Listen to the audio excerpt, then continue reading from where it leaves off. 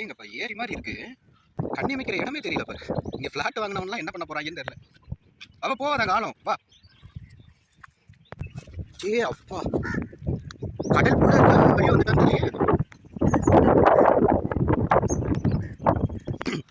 நேற்று ராத்திரி 3 மணிக்கு மேலலாம் எப்படி அப்ப பார்த்து காலு முள்ள போகுது.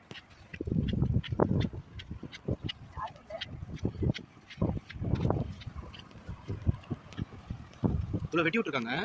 தண்ணி போய் அடிச்சுட்டு போயிருக்கு.